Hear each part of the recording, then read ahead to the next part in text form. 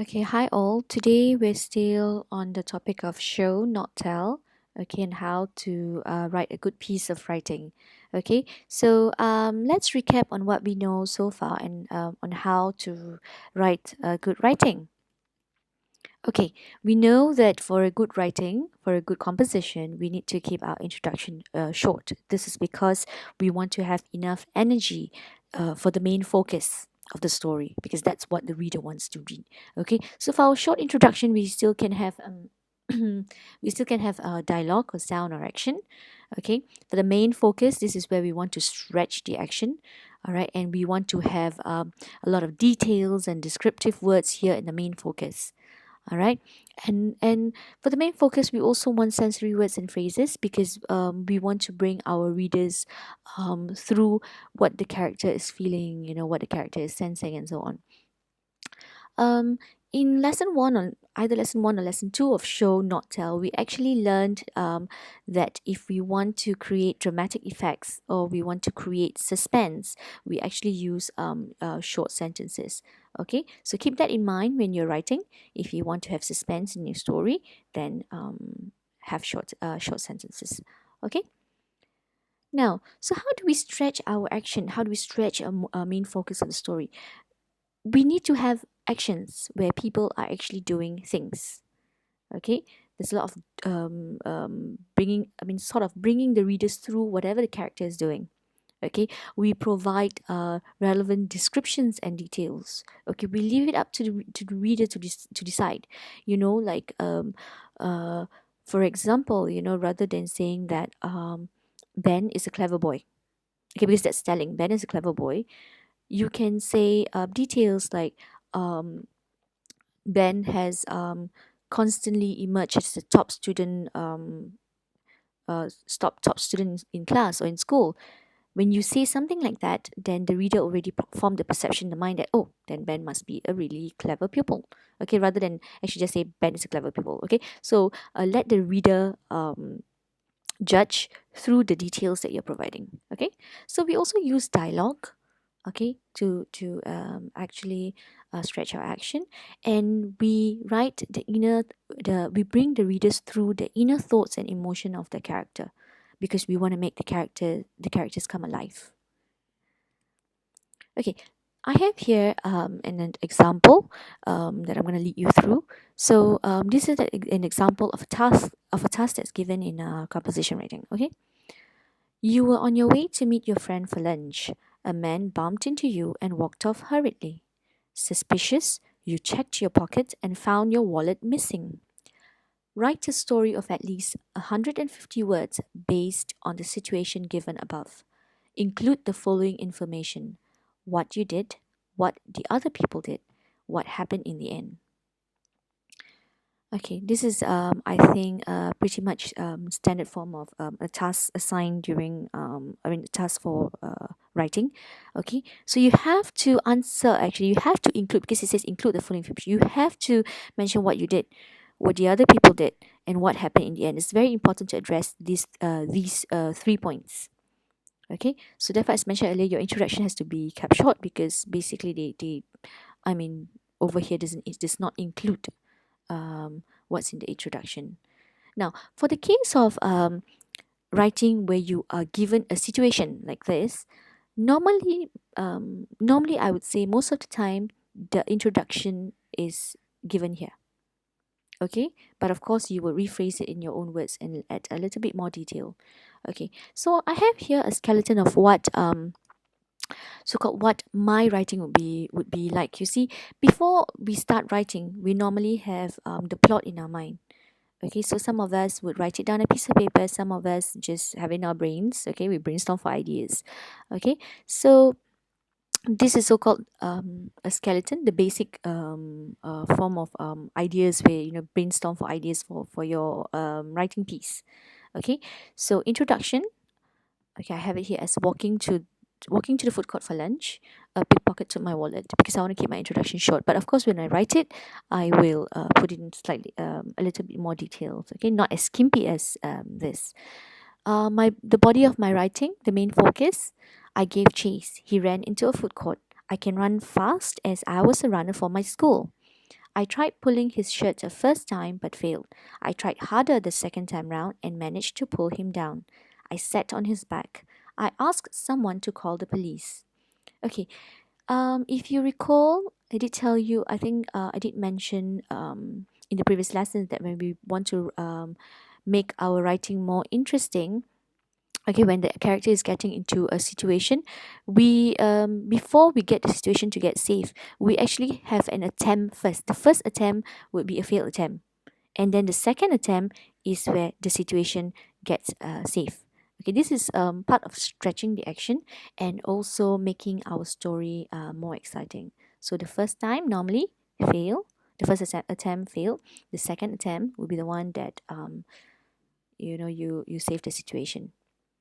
Okay, I would also like to draw your attention. You see, in this part here, I wrote down, I asked someone to call the police.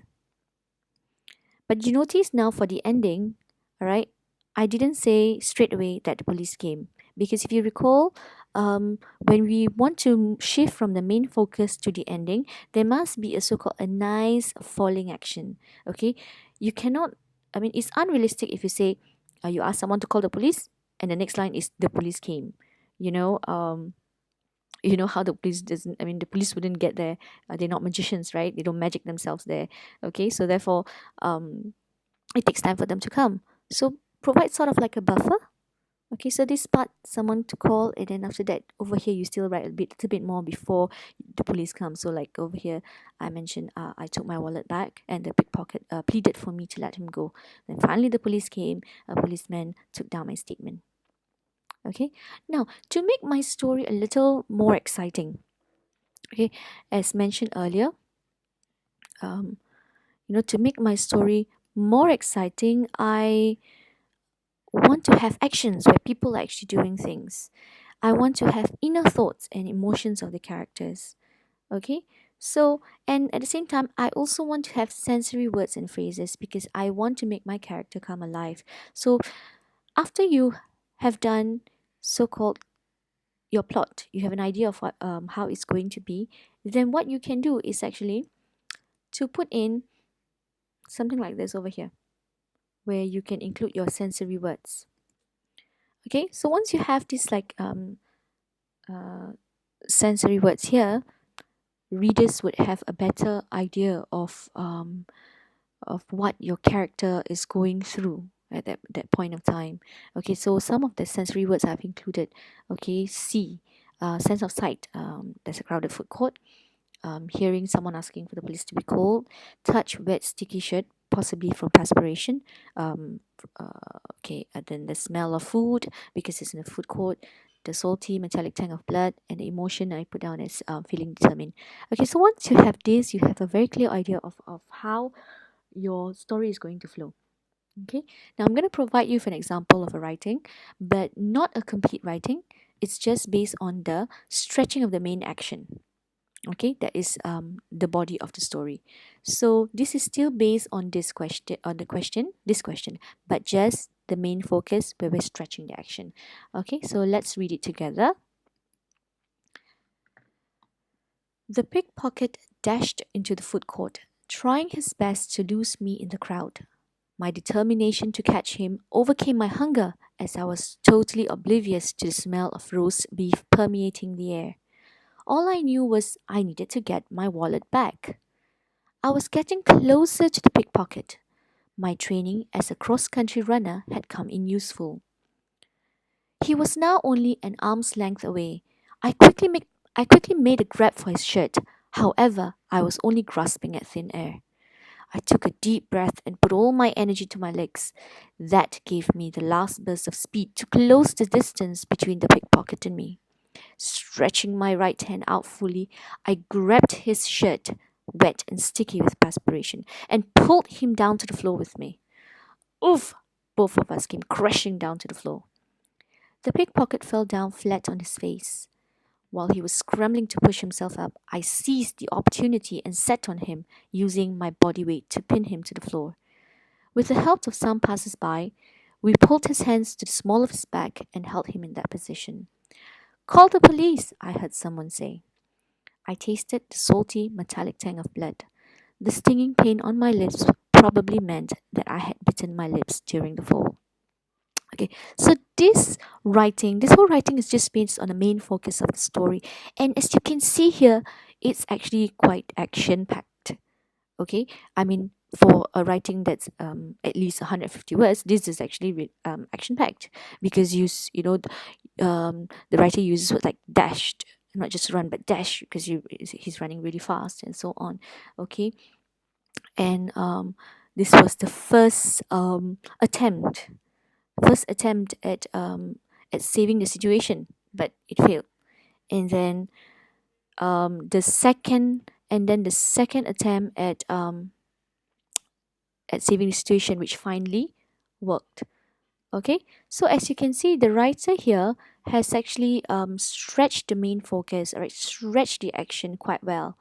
Okay, so those words that are in red are actually those that we've mentioned earlier, the sensory words. Okay, so they are in red. um the words in blue here, sorry, this sentence in blue here that you can see, this is actually why I highlighted this is actually the character's inner thought. Okay, the character's inner thought. You see this part here, what the writer has done is that the writer said, my writer wrote down, my training as a cross country runner had come in useful. Now, at this point of time, there was no mention that this character was a fast runner. But because the writer wrote down, my training as a cross country runner had come in useful, we as readers somehow kind of know that, okay, cross country runner, then thus he must be running really fast, so he must be a fast runner. So this is what I meant earlier, um, that you don't tell the readers what they're supposed to think, but you show them and make them form a perception of the characters themselves. All right. So um, so as you can see here, okay. So this is one example of how the character's inner thought actually help us understand the character better. Okay. Yeah. So this part now is just the main focus of the story. Okay. So this is of course without the introduction and the ending. So when you're writing your composition, your writing piece, do remember, all right, to stretch your action, to stretch your main focus. Have a lot of action there, all right. Make it action packed, and have a lot of sensory words there, and have a lot of inner thoughts where readers can actually understand the character better. Okay, so I hope this helps, and yep, to write a good piece of writing. Thank you.